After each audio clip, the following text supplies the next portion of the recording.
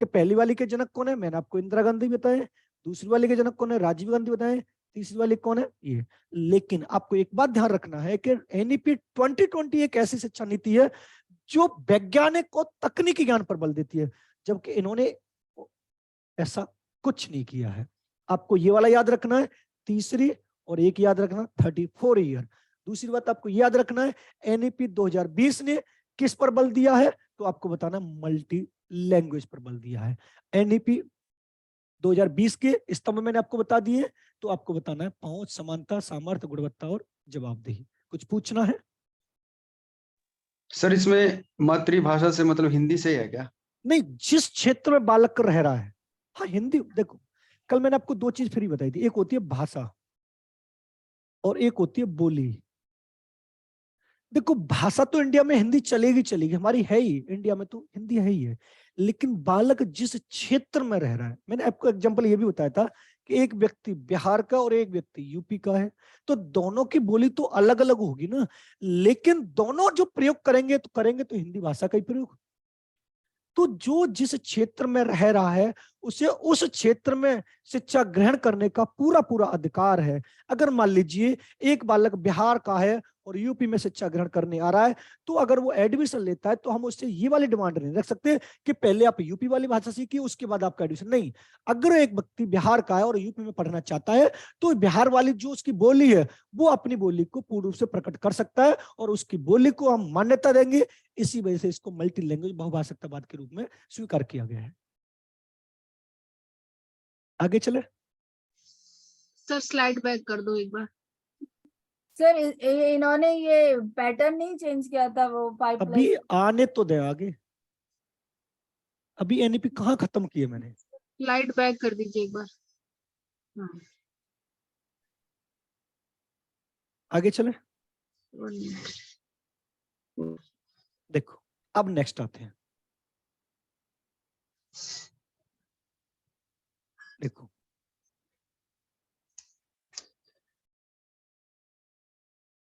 NEP 2020 ने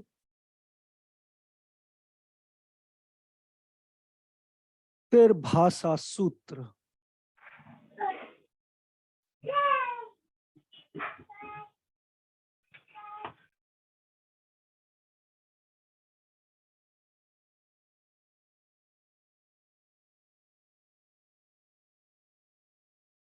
को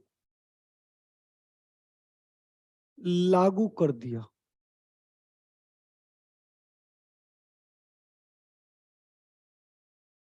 उसके बाद एक और आता है एनईपी 2020 ने भारत की पहली शिक्षा संरचना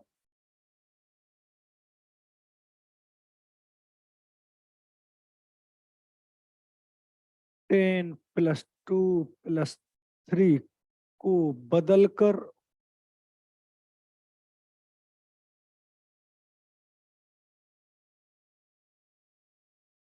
5+3+3+4 कर दिया।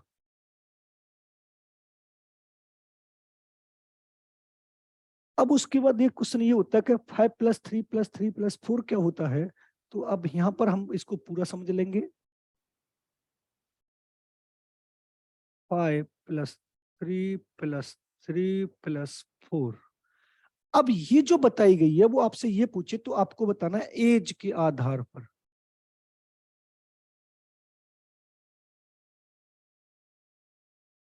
अब कौन कौन सी होती है देखो, पहली जो स्टेज इन्होंने बताई है वो बताई है फाउंडेशन स्टेज।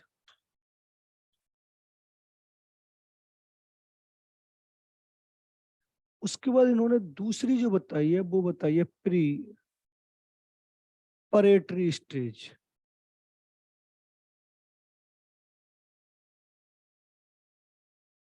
उसके बाद इन्होंने तीसरी जो बताई है वो बताई है मिडिल स्टेज।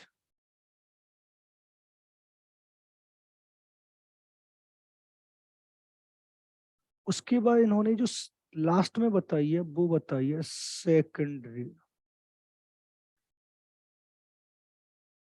स्टेज।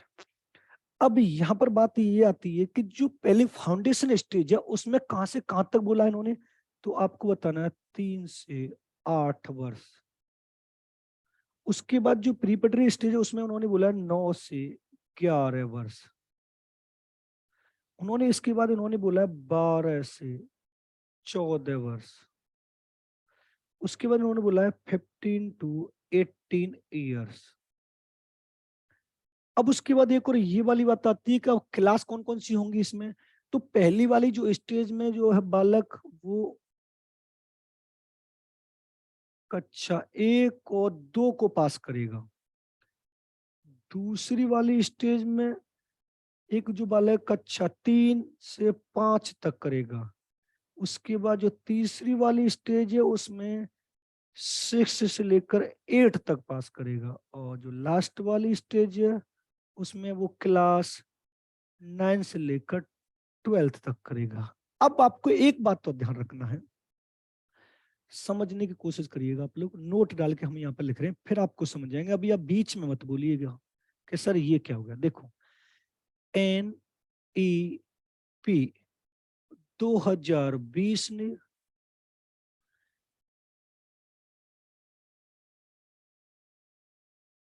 शिक्षा की मुख्य धारा 6 से 14 वर्ष को बदलकर 3 से 18 वर्ष सामान्य बालकों के लिए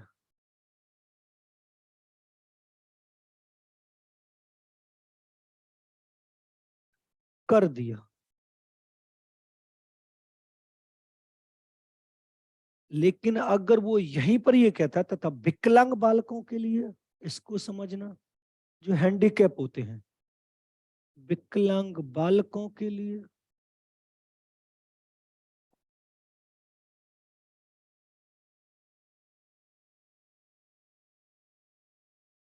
छह से 18 वर्ष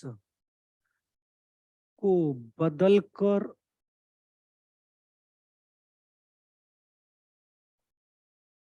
3 से 21 वर्ष कर दिया।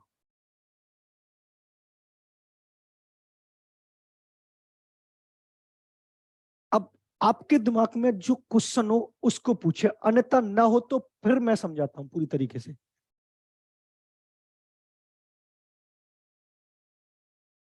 बोलिए। आप समझा दीजिए सर। सर एक बार देखो। वो बता दीजिए 5 + 3 + 3 + 4। अब देखो सुने, देखो अगर वो आपसे ये पूछता है कि त्रिभाषा सूत्र को लागू करने वाली शिक्षा नीति कौन सी है, तो आपको बताना है 2020। कौन सी बतानी है? 2020 शिक्षा नीति आपको बतानी है। अगर वो पूछता है कि NEP 2020 ने कौन सी शिक्षा संरचना को परिवर्तित किया है, देखो अब नोट डाल के मैं आपको यहाँ पर एक चीज और लिख दे रहा हूं, समझना। जो हमारी एजुकेशन संरचना है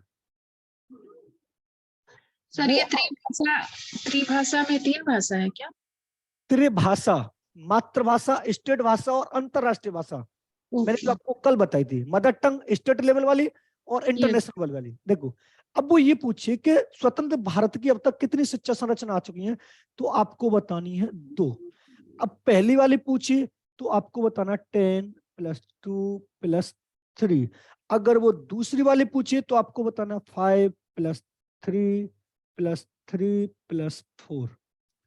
अब जो NEP 2020 थी उसने स्वतंत्र भारत की पहली शिक्षा संरचना यानी 10 + 2 + 3 इनको बदलकर क्या कर दिया है, 5 + 3 + 3 + 4। अब 5 + 3 + 3 + 4 जो शिक्षा संरचना दी है, जो एजुकेशन स्ट्रक्चर दिया है, वो किस तरीके से दिया वो समझते हैं।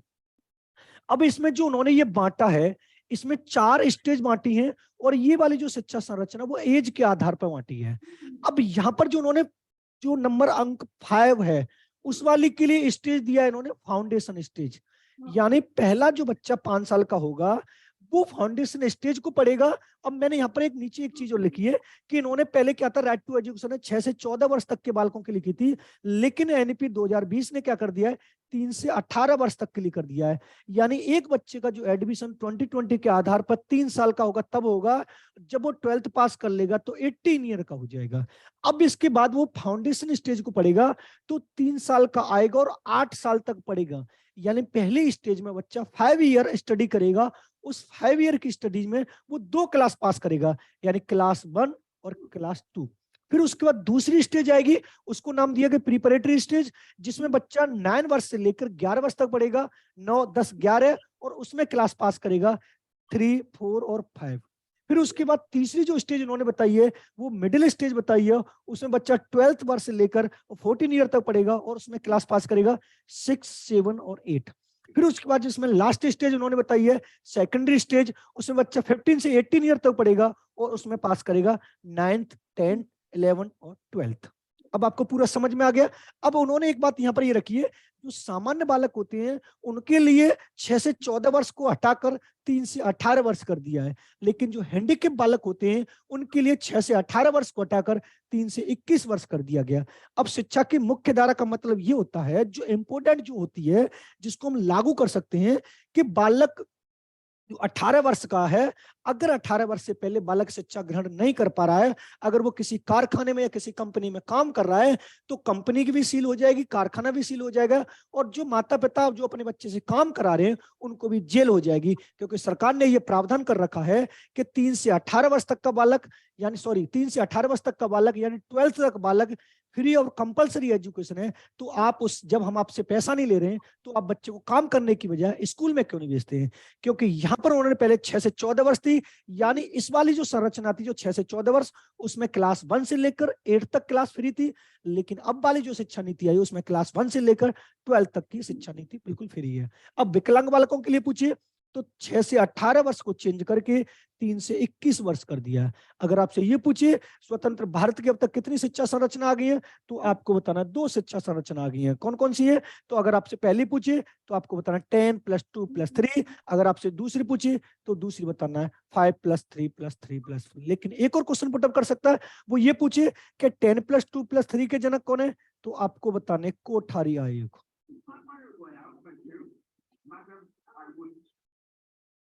अगर आपसे ये पूछे 5 + 3 + 3 + 3 4 के जनक कौन है, तो आपको बताना है डॉक्टर कस्तूरी रंगन।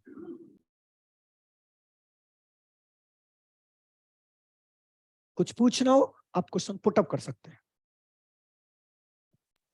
सर त्रिभाषा सूत्र 2023 में लागू किया गया। अरे देखो, एनईपी 2020 कोठारी आयोग ने दिया था, ठीक। लागू एनईपी जो 2020 2020 जो 26 जनवरी 2023 में जो अब लागू की गई है, अब लागू कर दिया गया। 2 तरीके से क्वेश्चन पूछेगा कि 3 लैंग्वेज फार्मूला दिया किसने, तो आपको बताना कोठारी आयोग ने। लागू किसने किया है, तो आपको बताना 2020। सर आपने कोई पीडीएफ भी दी है क्या? जी दी है सर वो कौन से ग्रुप में है, वो मिल नहीं रही।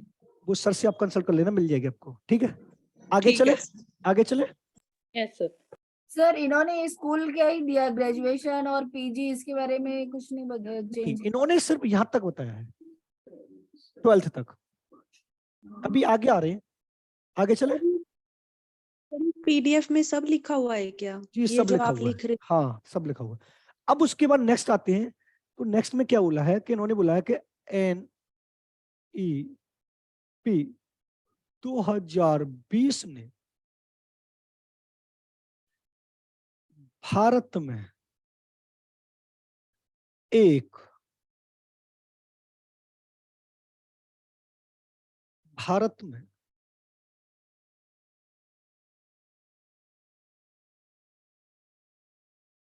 विदेशी विश्वविद्यालय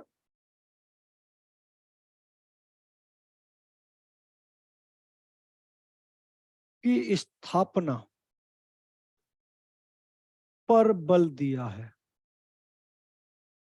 इसको भी समझाएंगे, विदेशी विश्वविद्यालय की स्थापना पर बल कैसे दिया है। एक उन्होंने बोला है NEP 2020 ने UGC का नाम बदलकर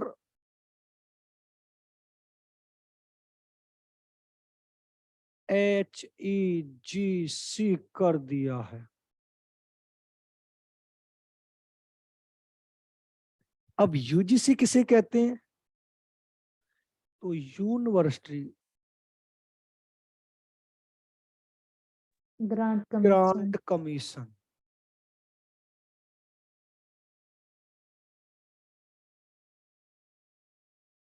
अगर आपसे पूछे HEGC तो हायर एजुकेशन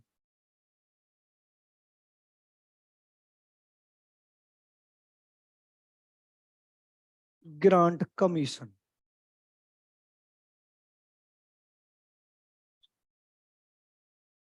अब उसके बाद आता है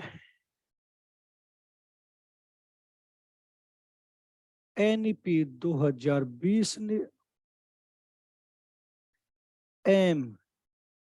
MHRD का नाम बदलकर MOE कर दिया है। अब MHRD क्या होता है? नाम सुना है MHRD?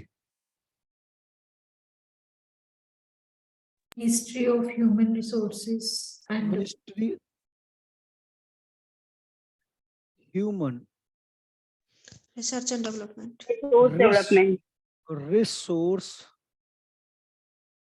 डेवलपमेंट, जिसका नया नाम इन्होंने क्या कर दिया है? MOE, यानी मिनिस्ट्री ऑफ एजुकेशन।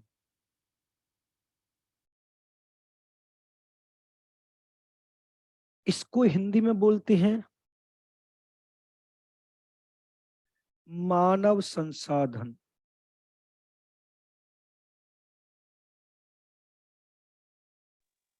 विकास मंत्रालय। विकास मंत्रालय। अभी इसकी स्थापना की बात करेंगे तो आगे पढ़ेंगे। इसका जो नया नाम हिंदी में बोलते हैं वो बोलते हैं शिक्षा मंत्रालय। इस वाले को हिंदी में बोलते हैं विश्वविद्यालय अनुदान आयोग। अगर आपसे इसको पूछे हिंदी में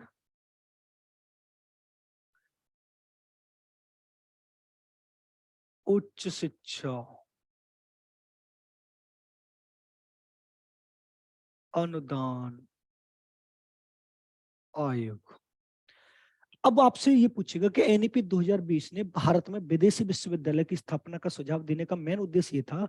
डॉक्टर कस्तूरी रंगन ने ये बात बोली थी कि जो विदेश में विश्वविद्यालय जैसे स्टैनफोर्ड विश्वविद्यालय हुआ, ऑक्सफोर्ड हुआ, हार्वर्ड हुआ, मिनीसोटा हुआ, यानी हम उनकी तर्ज पर उनके जैसा सिलेबस इंडिया में विश्वविद्यालय स्थापित करेंगे।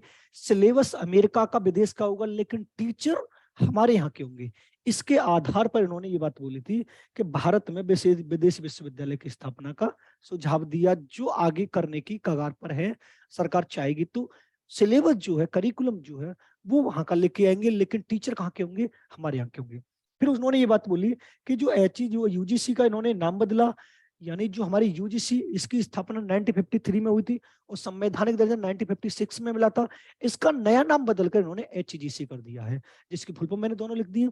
उसके बाद एक और इन्होंने किया था कि जो MHRD है इसका भी नाम बदल के रखा जाए, तो इसका नाम बदल के इन्होंने क्या कर दिया है? MOE, ministry of education ministry human resource development, यानी मानव संसाधन विकास मंत्रालय, जिसकी स्थापना 26 सितंबर 1985 को की गई, 1985 में की गई, जिसका वर्तमान में जो नाम है वो शिक्षा मंत्रालय 2020 में किया गया, जो हम अभी आगे पढ़ेंगे। अब उसके बाद इसमें कुछ पूछना हो तो आप पूछ लीजिए।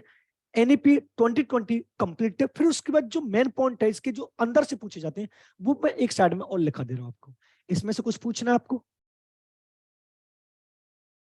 इसमें से कुछ पूछना है? No sir.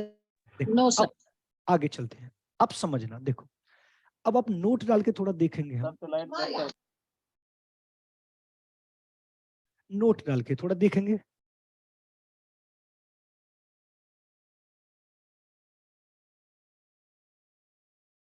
चले आगे। देखो नोट डाल के सबसे पहले हम बात करेंगे राष्ट्रीय साक्षरता मिशन। समझना,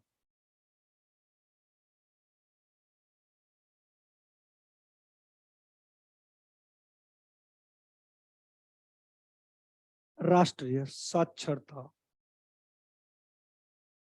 अगर वो इसकी स्थापना पूछे तो 5 मई 1988, लेकिन इसको इंग्लिश में बोलते हैं NLM, नेशनल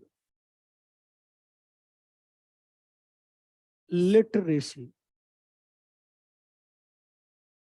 मिशन। अगर उसके बाद वो दूसरा पूछता है जिला प्राथमिक शिक्षा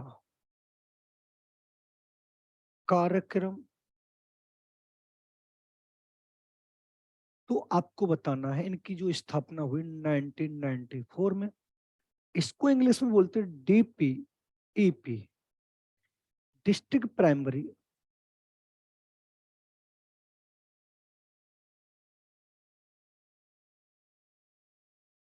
एजुकेशन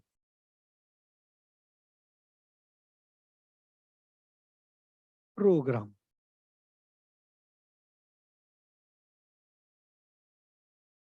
उसके बाद वो दूसरा पूछेगा, नेक्स्ट पूछता है आपसे न्यूनतम सर ये जिला के बाद क्या? एजुकेशन जिला के बाद क्या है सर? डिस्ट्रिक्ट जिला प्राथमिक शिक्षा कार्यक्रम योजना।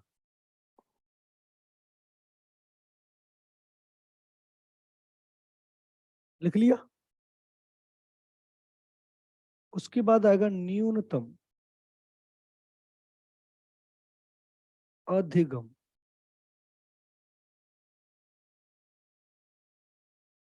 स्तर। इसकी अगर स्थापना पूछे तो आपको बतानी है 5 जनवरी 1990। वो इसके जनक भी पूछ सकता है, तो आपको बताना RH दुबे। इसको इंग्लिश में बोलते हैं MLL, minimum level of learning. वो इसके बाद आपसे पूछे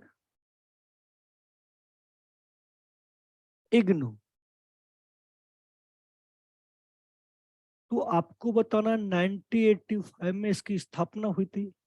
इसको इंग्लिश में बोलते हैं इंदिरा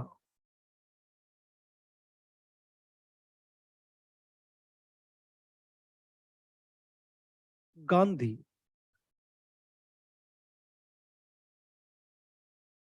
नेशनल ओपन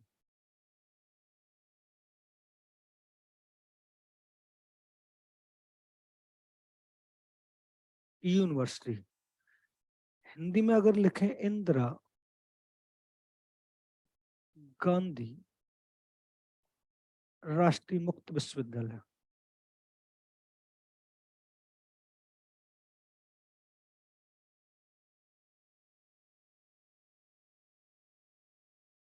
लेकिन आपको एक बात यहाँ पर सबसे ज्यादा ध्यान ये देनी है कि इग्नू के चैनल हैं 3 जो आपके लिए इंपोर्टेंट होंगे।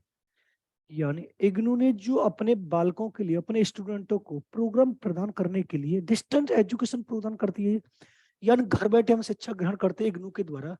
यहाँ पर रेगुलर क्लास नहीं चलती है, फेस टू फेस नहीं चलती है, तो इसने इग्नू ने अपने छात्रों को कुछ शिक्षा से संबंधित कार्यक्रम प्रदान करने के लिए 3 चैनलों की स्थापना की थी। अब वो चैनल आपसे ये पूछेगा कि ये वाला चैनल छात्रों को किसके लिए प्रदान किया गया था, ये वाले चैनल में किसके लिए प्रदान किया था, तो आपसे पूछेगा 3 चैनलों के बारे में। तो देखो पहला चैनल है उसका नाम इन्होंने रखा था ज्ञानवाणी। दूसरा जो चैनल था इनका था ज्ञान दर्शन, और जो तीसरा चैनल था इनका था एकलव्य। अब ये जो 3 चैनल इन्होंने रखे थे, इन तीनों चैनलों को अगर वो पूछता कि ज्ञानवाणी जो चैनल है वो किसके लिए लाया गया था, तो आपको बताना है रेडियो कार्यक्रम प्रदान करने के लिए। यानी जब इग्नू अपने छात्रों को रेडियो के माध्यम से कोई भी कार्यक्रम प्रदान करता है या कोई भी शिक्षा प्रदान करता है, तो उन्होंने किस चैनल की शुरुआत की थी, तो आपको बताना ज्ञानवाणी की प्रसाद की थी। अब उसके बाद वो ज्ञान दर्शन की पूछे कि ज्ञान दर्शन किसके लिए लाया गया था, तो टीवी कार्यक्रम के लिए। किसके लिए लाया गया था, टीवी कार्यक्रम के लिए। यानी अगर टीवी के माध्यम से इग्नू छात्रों को कोई भी सूचना देना चाहता है, तो इग्नू का एक चैनल था ज्ञान दर्शन, उस पर छात्र जाकर फॉलो कर सकते हैं, उसको देख सकते हैं। अगर वो पूछता है एकलव्य किसके लिए था, तो वहां पर छात्रों को तकनीकी शिक्षा प्रदान की जाती थी। यानी जो टेक्निकल एजुकेशन थी, तकनीकी शिक्षा के लिए किस चैनल की शुरुआत की गई, तो आपको बताना एकलव्य चैनल की शुरुआत की गई। दोबारा समझे, अगर वो आपसे पूछे इग्नू की स्थापना कब हुई है, तो 1985 में हुई है। इग्नू ने अपने स्टूडेंटों को कोई भी एजुकेशन से संबंधित प्रोग्राम उपलब्ध करवाने के लिए 3 चैनलों की स्थापना की, जिसमें पहला मैंने आपको पढ़ाया ज्ञानवाणी, दूसरा पढ़ाया ज्ञान दर्शन, तीसरा पढ़ाया एकलव्य चैनल। अगर आपसे ये पूछे कि ज्ञानवाणी किस प्रकार के प्रसारण के लिए, किस प्रकार के शिक्षा कार्यक्रम के लिए, तो रेडियो से संबंधित जो भी कार्यक्रम होगा वो ज्ञानवाणी पर प्रस्तुत किया जाएगा।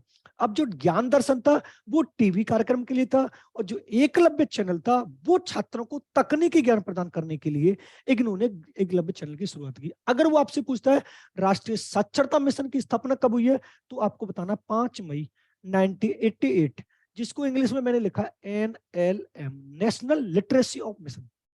उसके बाद मैंने दूसरा लिखा है जिला प्राथमिक शिक्षा कार्यक्रम, जिसको बोलते हैं DPEP, district primary education programme, जिसकी स्थापना मैंने लिखी है 1994। उसके बाद मैंने लिखा है नेक्स्ट न्यूनतम अधिगम स्तर, 5 जनवरी 1990 में इसकी स्थापना। इसकी अगर फादर्स की बात करें तो RH दवे हैं, जिसको इंग्लिश में बोलता है minimum level of learning. IGNOU मैंने आपको समझा दिया, आगे चले। आगे यस सर। अब उसके बाद बात यहां पर आती है MHRD।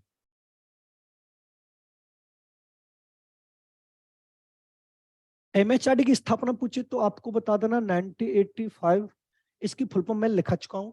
अगर वो आपसे ये पूछे इसका नया नाम क्या है, तो नया नाम आपको ये बताना MOE, और ये पूछिए MOE की स्थापना कब हुई है, तो आपको बताना 2020 में। फिर उसके बाद आते हैं नेक्स्ट, फिर उसके बाद वो पूछेगा जी,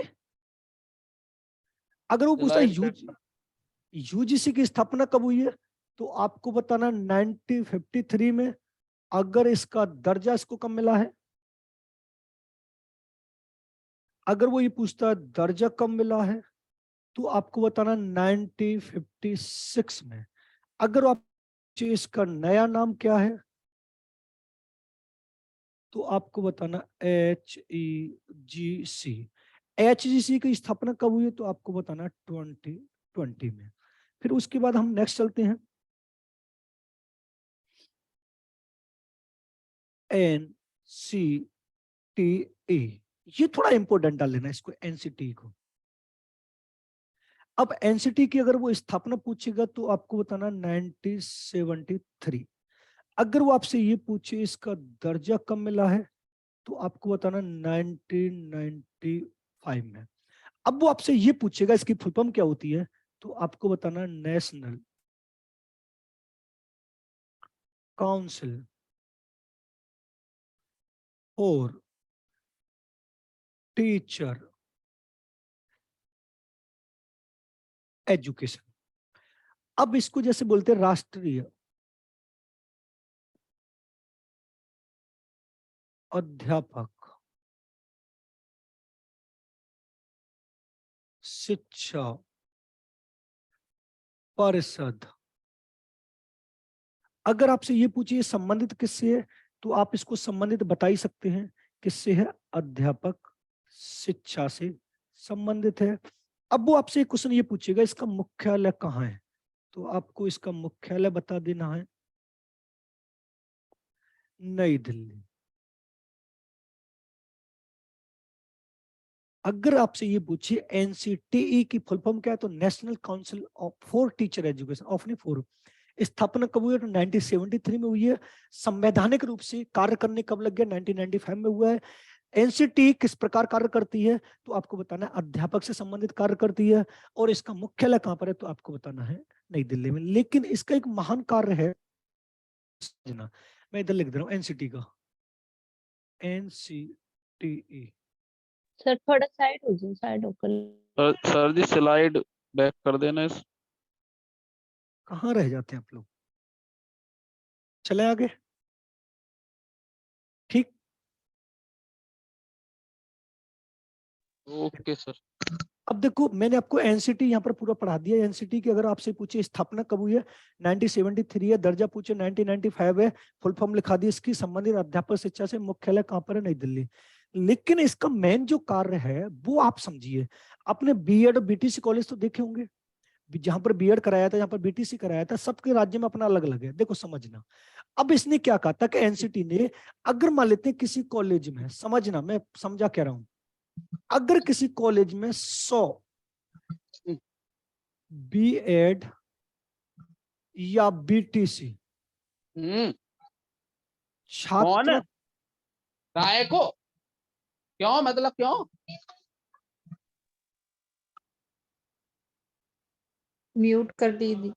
ओके म्यूट कर दिया। देखो अगर वो ये पूछता है कि एनसीटी ने किसी कॉलेज में 100 बीएड या बीटीसी छात्र की संख्या, छात्र की संख्याओं पर जो स्टाफ की संख्या है, देखो समझना मैं समझा कह रहा हूं। मान लीजिए मेरा एक कॉलेज है, मैंने अपने कॉलेज में जो मान्यता प्राप्त ली है वो एनसीटी से ली होगी। अब मेरे कॉलेज में मान लीजिए मैं 100 सीट लेके आया हूं बीएड की। अब जो मेरे पास 100 सीट हैं बीएड की, तो एनसीटी ने कितने टीचर को रखने की मान्यता दी है कि आप कितने टीचर रख सकते हैं। ठीक है, तो आपको इतना ध्यान में रखना है कि मान लीजिए मेरा एक कॉलेज है, उसमें या तो 100 बीएड के छात्र होंगे या 100 बीटीसी के छात्र होंगे, तो स्टाफ कितने रखें? कोई बताएगा कितने स्टाफ रखें? 30 पे 1। अरे वो तो शिक्षक छात्र अनुपात अभी आगे पढ़ाएंगे, वो तो अभी नेक्स्ट लगाएंगे। कितना रख सकते हैं? 4। 60 पे 1। 4। अरे ये सांची कौन है? ये कैमरे में क्या कर रहे हैं?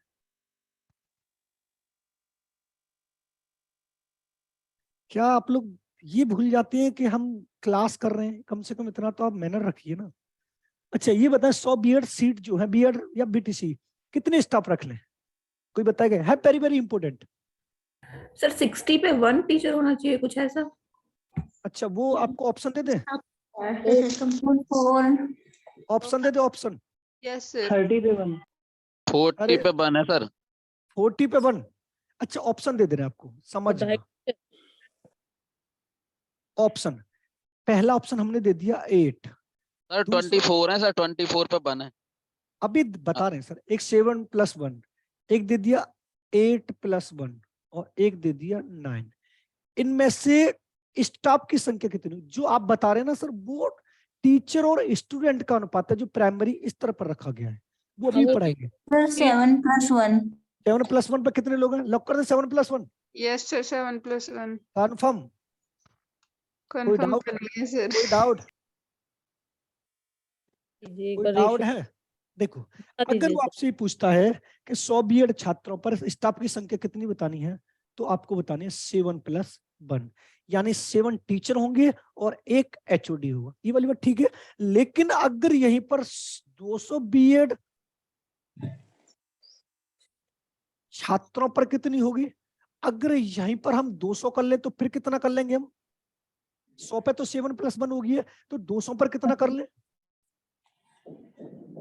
14 + 1। कितना? 14 + 2। 14 + 2 होगा या 15 + 1 होगा या 14 + 1 होगा या 16 + 1 होगा? कौन सा होगा? 15 + 1 लॉक कर दें?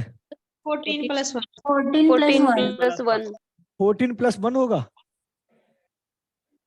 देखो, अगर 100 B.Ed पे पूछेगा तो आपको बताना 15 + 1, क्योंकि एक डिपार्टमेंट में सिर्फ एक ही HOD तो होगा, और जो 2 HOD हो रहे हैं उसकी जगह एक HOD हो जाएगा, और जो दूसरा HOD है वो टीचर में कन्वर्ट हो जाएगा। अगर आपसे ये पूछे कि 100 B.Ed छात्रों पर स्टाफ की संख्या कितनी है, तो आपको बताना 7 + 1। अगर आपसे ये पूछे 200 B.Ed छात्रों पर स्टाफ की संख्या कितनी है, तो आपको बताना 15 + 1। देखो, एक ऑप्शन में वो ये भी देता है 7 + 1, और एक ऑप्शन में 8 दे रहा है, तो राइट आंसर आपको 7 + 1 लगाना है, ना कि 8। अगर वो ऑप्शन तीसरा दोनों भी दे रखा है, बोथ भी दे रखा है, तब भी हमें बोथ नहीं लगाना है, क्योंकि यहां पर एक HOD का होना क्लियर है। अगर 100 पर पूछे, 100 पर पूछे तो 7 + 1, अगर 200 पर पूछे तो 15 + 1। क्लियर है? अब यहां पर वो एक और क्वेश्चन पुटअप करेगा, शिक्षक छात्र अनुपात, जो अभी आप बता रहे थे, टीचर स्टूडेंट रेशियो जो है, शिक्षक छात्र अनुपात। अब 2 तरीके से आपको याद रखना है। एक तो आपको समावेशी शिक्षा में रखना है। समावेशी शिक्षा जानते हैं आप लोग? Yes sir, inclusive education. Yes sir. समावेशी शिक्षा में आपको रखना है 1:35, यानी इंक्लूसिव एजुकेशन में आपको अगर टीचर स्टूडेंट रेशियो की बात करें तो 1:35 बताना है, यानी 35 स्टूडेंटों पर कितने टीचर की आवश्यकता होगी? 1 की होगी। अगर इसमें कुछ पूछना हो तो सर समावेशी शिक्षा का क्या मतलब है? इंक्लूसिव एजुकेशन यानी ऐसी क्लास जिसमें प्रत्येक बालक पढ़ रहा हो, या बालक किसी भी जाति का हो, किसी भी धर्म का हो, किसी भी लिंग का हो, किसी भी समुदाय का हो, विकलांग हो, अंधा हो, बहरा हो, गूंगा हो, मतलब आपकी क्लास में प्रत्येक बालक बैठेगा, उन सब बच्चों को एक साथ शिक्षा प्रदान करते हैं, वो इंक्लूसिव एजुकेशन कहलाती है। ओके सर, सर ये थैंक यू। 7 + 1 क्या है? 7 टीचर 1 HOD। 7 टीचर होंगे और एक कौन होगा? HOD। अगर 200 हो जाएगा तो 15 टीचर होंगे और एक HOD होगा। आगे चले। सर जैसे 150 स्टूडेंट्स है तो भी सर 15 + 1 रहेगा या 14 + 1 रहेगा?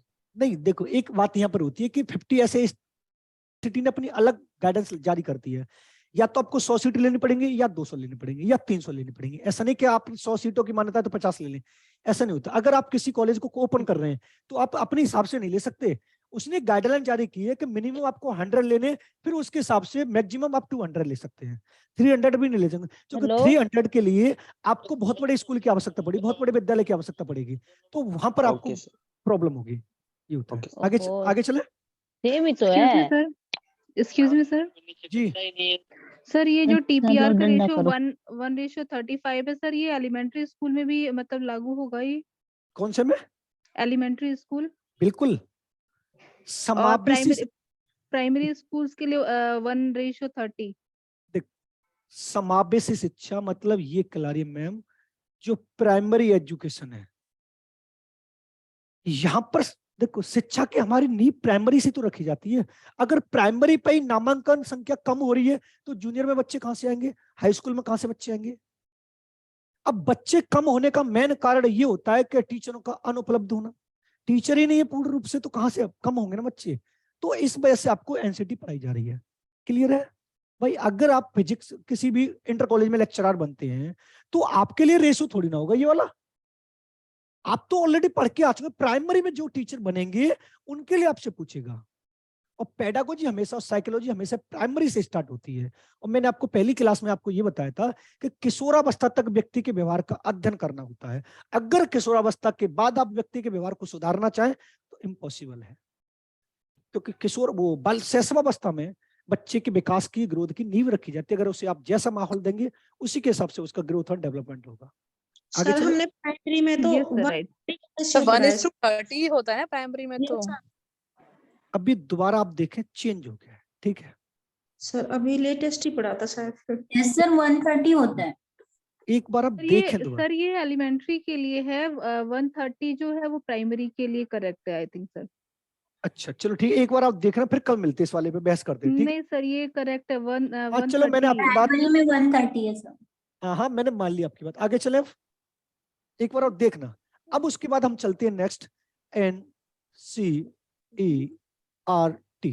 NCERT का नाम सुना है?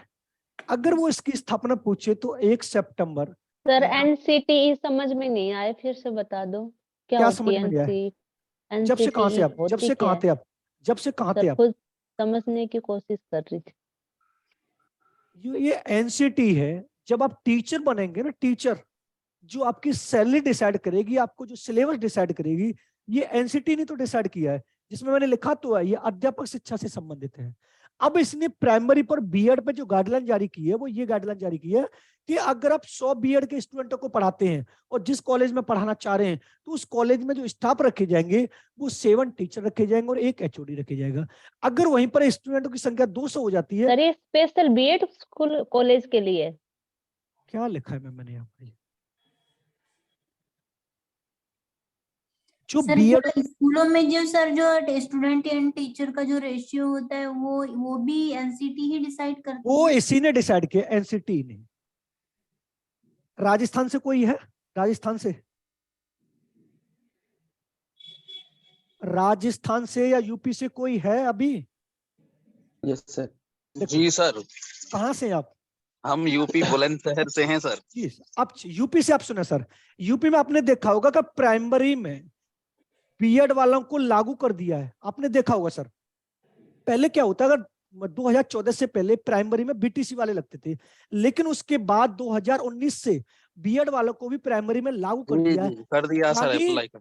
लागू कर दिया। अब ये जो बीएड वाले पहले जूनियर वाले 6 to 8 में टीचर बनते थे, लेकिन एनसीटी ने ये बात बोल दी कि जिसमें जो भी काबिलियत होगी वो टीचर बन सकता है। ब्रिज पेपर वो कराएंगे सर, ये टेस्ट आगे। बिल्कुल ब्रिज सर, कोर्स बोलते हैं। जो 6 मंथ का कोर्स है, ब्रिज कोर्स है, वो ये जो मान्यता दी है वो एनसीटी ने तो दी है कि बीएड वाले प्राइमरी में जा सकते हैं। ऐसे ही राजस्थान में हुआ है। राजस्थान का जो पिछला रीट हुआ है, उस रीट में भी उन्होंने ये बात बोल दी कि बीएड वाले भी प्राइमरी में जा सकते हैं, लेकिन राजस्थान वाले एनसीटी अप्रूव्ड करती है सर उसे। मैं बस वही तो समझाने की कोशिश कर रहा हूँ कि टीचर से संबंधित जो भी काबिलियत होगी वो एनसीटी रखेगी, आपको ये ध्यान रखना। आगे चले। अब देखो एनसीईआरटी आपसे पूछिए कि इसकी स्थापना कब हुई है, तो 1 सितंबर 1961 को 1961 में हुई है। लेकिन आपसे मेन क्वेश्चन आपसे मैं पूछता हूं कि एनसीईआरटी में किसका अध्ययन करते हैं, ये संबंधित किससे, कौन बताएगा? अगर मैं पूछूं एनसीईआरटी किससे संबंधित है? सर बीएड किससे? बुक पब्लिश करते हैं सर। बुक पब्लिश करते हैं। और बताएं? पाठ्यक्रम डिसाइड करते हैं। डिसाइड करते हैं सर। ये क्या करते हैं? करिकुलम करते हैं डिसाइड सर। यस सर, ये पाठ्यक्रम से संबंधित है। हर किसी को पढ़ाना पड़ता है कि एनसीईआरटी पढ़ रहा हूं, पाठ्यक्रम से संबंधित। अब इसकी फुल फॉर्म की बात करें, नेशनल काउंसिल ऑफ एजुकेशनल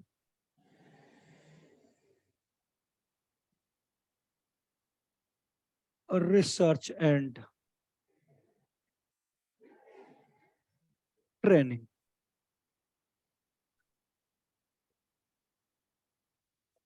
राष्ट्रीय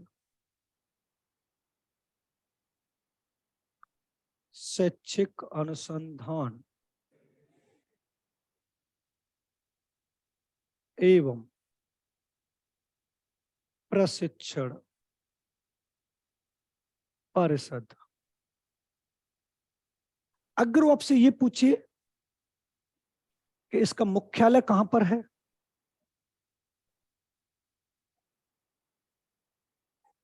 नई दिल्ली। जी नई दिल्ली में। अब बात यहां पर ये आती है कि एनसीईआरटी ने अपने और इंस्टीट्यूट खोले थे, यानी अन्य संस्थाएं भी खोली थी जो अलग अलग उस पर स्तर पर काम करें। अन्य संस्थाएं समझना,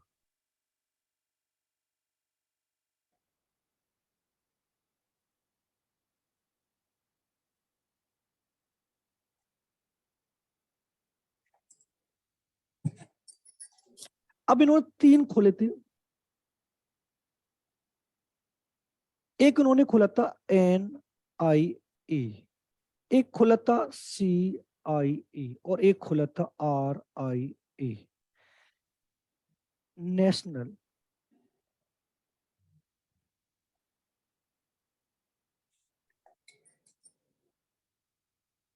इंस्टीट्यूट ऑफ एजुकेशन, दूसरा खुला था सेंट्रल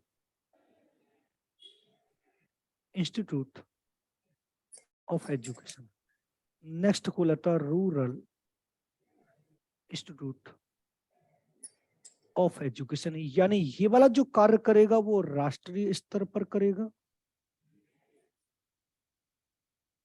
ये वाला जो कार्य करेगा वो केंद्र लेवल पर करेगा, और ये वाला जो कार्य करेगा वो ग्रामीण स्तर पर करेगा। अब जो पाठ्यक्रम जिस लेवल पे जिस तरीके से लागू किया जाना है वो एनसीईआरटी डिसाइड करती है। एनसीईआरटी में संबंधित किससे है, यानी करिकुलम से। केंद्र और राष्ट्रीय में क्या फर्क है सर? अभी बता रहे हैं।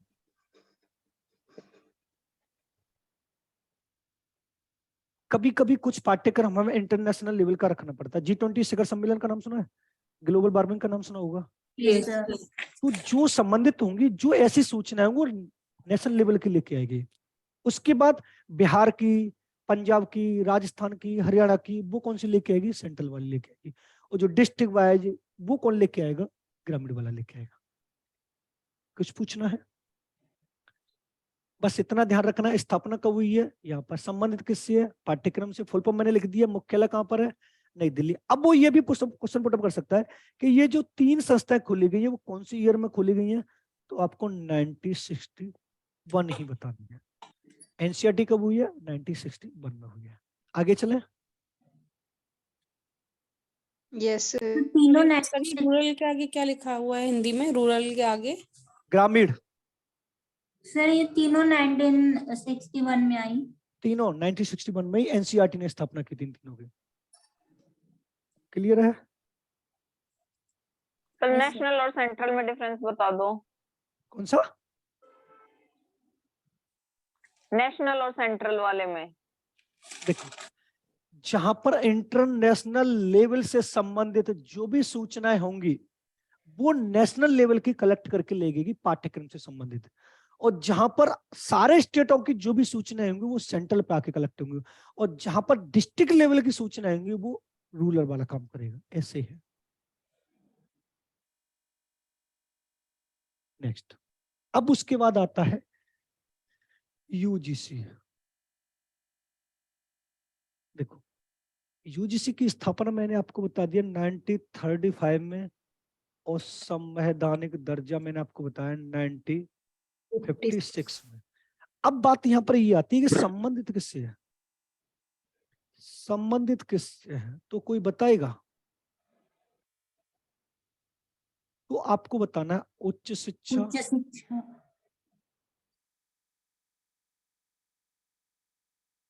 और इसका एक और काम होता है नेट और जेआरएफ का आयोजन कराना। नाम सुना नेट जेआरएफ का, जो आपके CSIR में होता है। Yes sir. आयोजन। लेकिन इसका एक महान कार्य और है, यह देखो जो मैं अभी लिख रहा हूं इसको और समझना। ये महाविद्यालयों को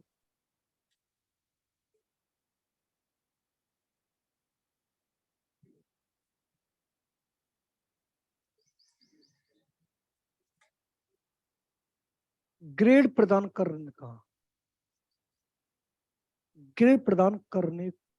का कार्य करती है। अब आपने देखो ग्रेड प्रदान कैसे किए जाते हैं। जैसे देखा होगा आपने, किसी कॉलेज को A+ मिला हुआ है, B+ मिला हुआ है, किसी को A++ मिला हुआ है, किसी को B++ मिला हुआ है। आपने देखा होगा किसी कॉलेज के बाहर लगा होता है कि NAC द्वारा मान्यता प्राप्त होती है, NA ग्रेड करते हैं सर ये डोनेट? हाँ, अभी बता रहा हूँ। देखो, अब देखो समझना, नोट डल गई है, महाविद्यालय को ग्रेड प्रदान करती है। अब जो मैं लिख रहा हूँ आपको तब और समझ में आ जाएगा। देखो, यूजीसी ने महाविद्यालय को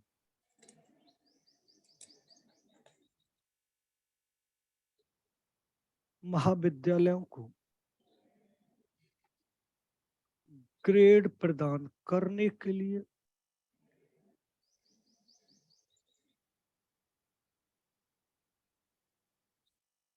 (1994) में नेक NAAC की स्थापना की। NAAC आपने देखो किसी कॉलेज के बाहर लगा होगा कि नेक द्वारा मान्यता प्राप्त। अगर वो आपसे ये पूछे इसका मुख्यालय कहां पर है, तो आपको बताना है बंगलोर। क्लियर है? अब नेक क्या होता है, पहले इसको पूरा लिख दे रहा हूं, फिर मैं आपको पूरा समझाऊंगा। NAAC, इसकी फुल फॉर्म देखेंगे नेशनल असेसमेंट एक्रीडिटेशन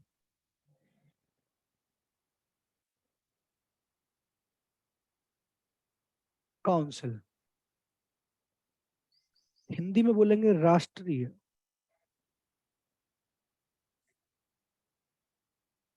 प्रत्यायन मूल्यांकन परिषद।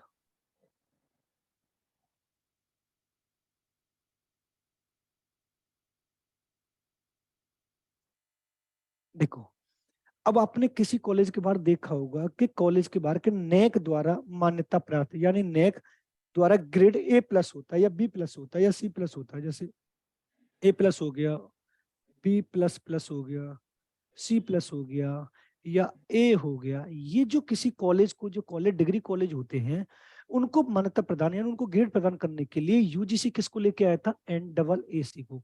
अब कॉलेज ग्रेड, एंड यूनिवर्सिटी दोनों ही आएगा ना सर? जी जी, देखो अब बात यहाँ पर ये होती है कि ग्रेड प्रदान कैसे किए जाते हैं। मान लेते हैं एग्जाम्पल के थ्रू समझना।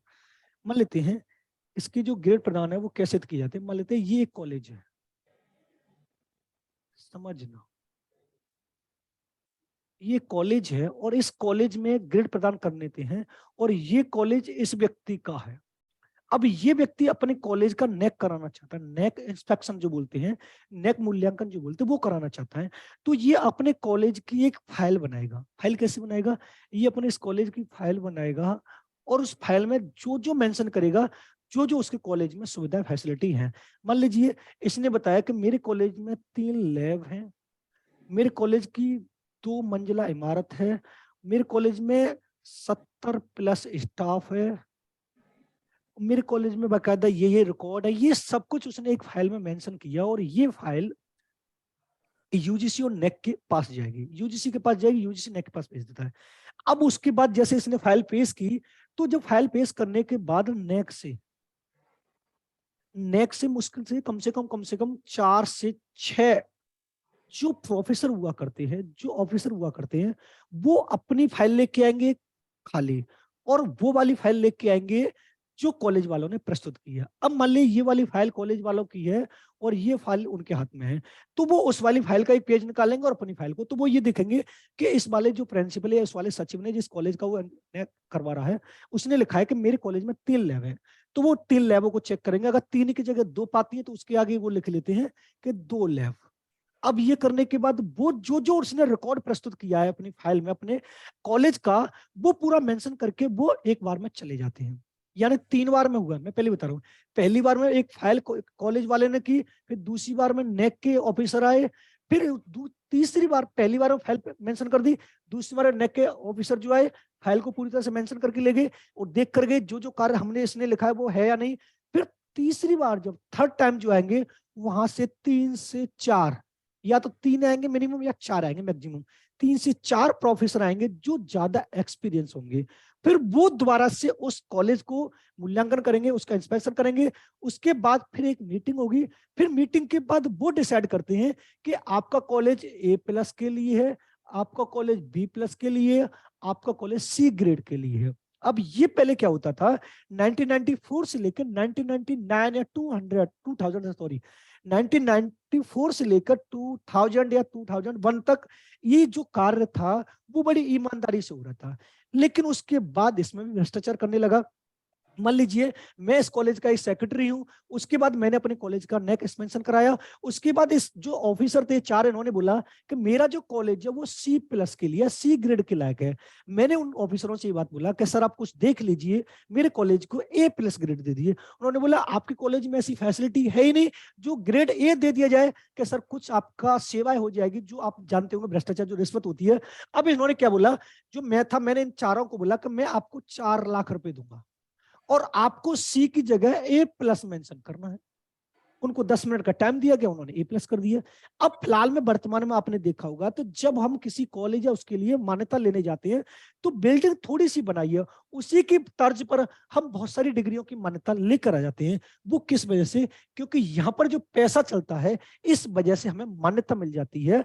अब जो हमें मान्यता, महा डिग्री कॉलेज, जो डिग्री कॉलेज होते हैं, जैसे ग्रेजुएशन लेके आना है तो वो UGC हमें मान्यता प्राप्त लेके आना है। अब UGC हमने बनाया मुश्किल से 10 से 12 कमरे, और डिग्री हम बहुत सारी लिए, BA भी लिया, BSc, BCom, और UGC को थोड़ा सा पैसा दिया, उसके बाद हमारे कॉलेज चल रहे हैं। जो ये UGC को लाने का मैंने उद्देश्य ये था कि उच्च शिक्षा में बहुत भ्रष्टाचार हो रहा था, ढंग से पढ़ाई नहीं हो पा रही थी, ठीक से एजुकेशन की प्रोग्रेस नहीं हो पा रही थी। तब जाके 1994 में स्कूल लेके आए थे, जो मैंने अभी यहाँ पर लिखा है NAC। लेकिन ये भी मुश्किल से 6 से 7 साल तक अच्छी तरीके से काम करना नहीं पड़ी, फिर उसके बाद इसका ये हल हो गया। जो विद्यालय और महाविद्यालयों को जो ग्रेड प्रदान करती है वो NAC करती है, और NAC की स्थापना पूछे तो आपको बताना 1994 में। अगर आपसे पूछे इसका मुख्यालय कहाँ पर है, बंगलौर है। इसकी फुल फॉर्म मैंने ये लिख दी, कुछ डाउट हो तो पूछ लीजिए।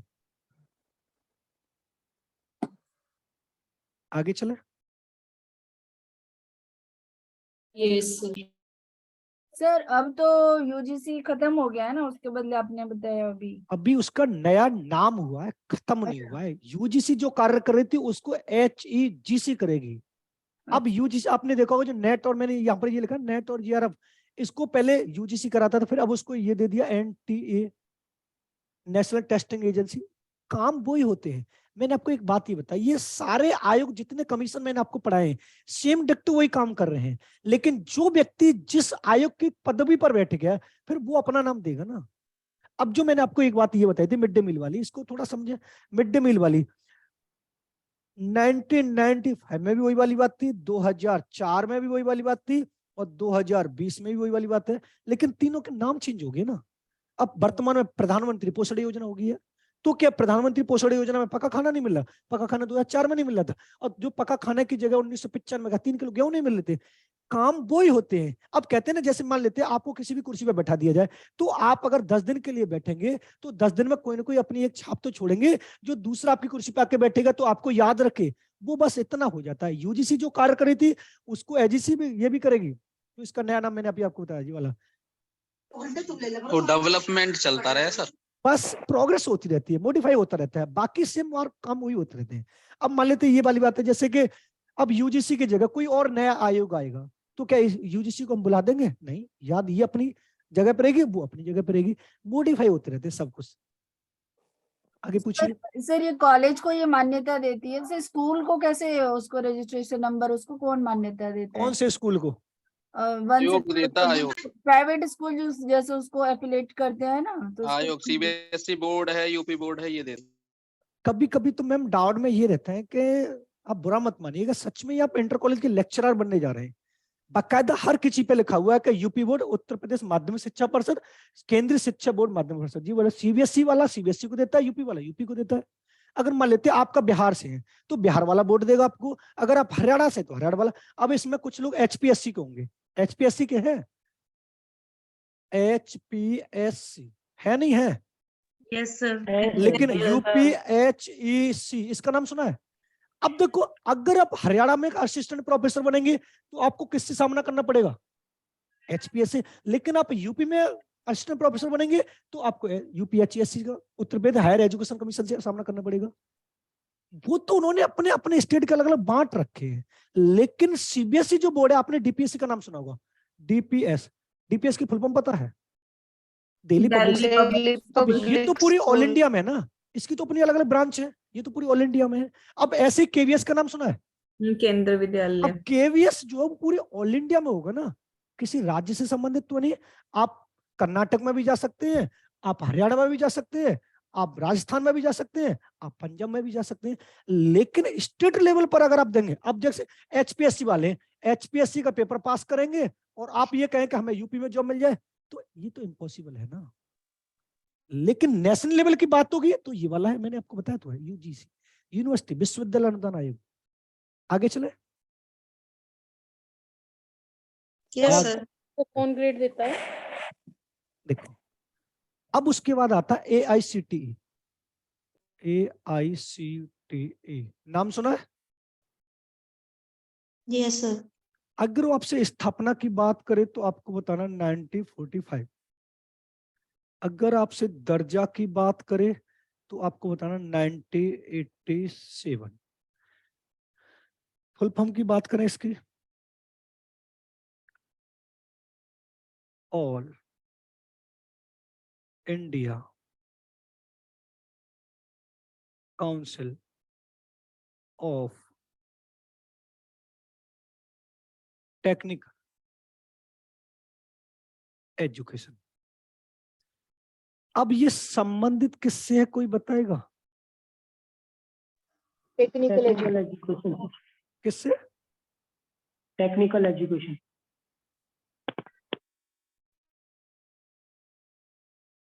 अच्छा, जो टेक्निकल कॉलेज होते हैं, किसी एक का नाम याद है आपको? टेक्निकल कॉलेज, आईआईटी, एनआईटी, एक किसी कोर्स का नाम बता देंगे आप? टेक्निकल कॉलेज के किसी एक कोर्स का नाम। Computer science. BTech, ITI. देखो हाँ, जो बीटेक एमटेक जो होते हैं, देखो एमसीए अब बात, सर।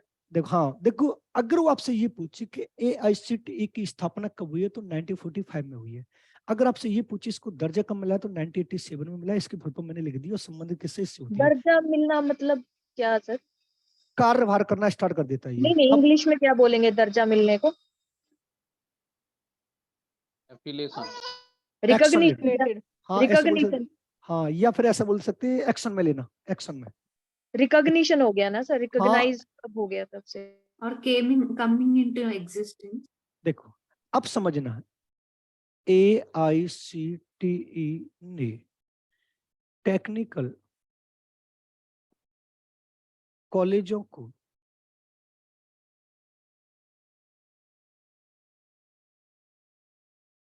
ग्रेड प्रदान करने के लिए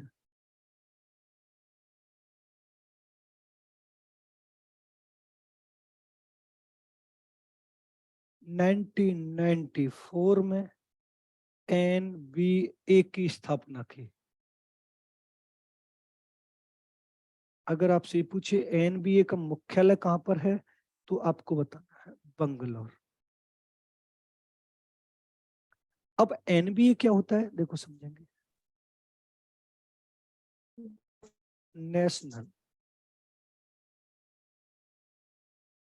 बोर्ड ऑफ एक्रीडिटेशन।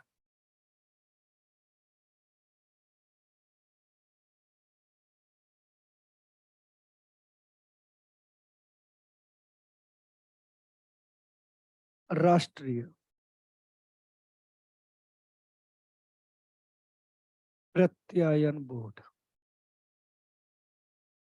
सेम इसका ही प्रोसेस वही है जो यूजीसी का था।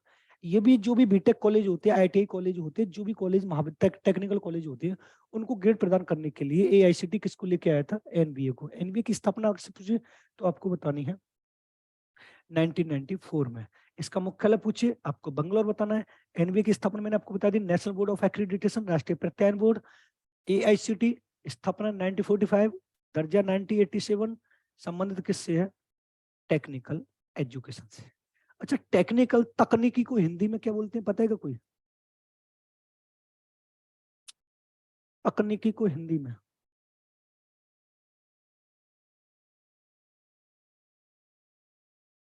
सर यांत्रिक। यांत्रिक लग कर दे, इसको बोलते हैं प्रौद्योगिकी।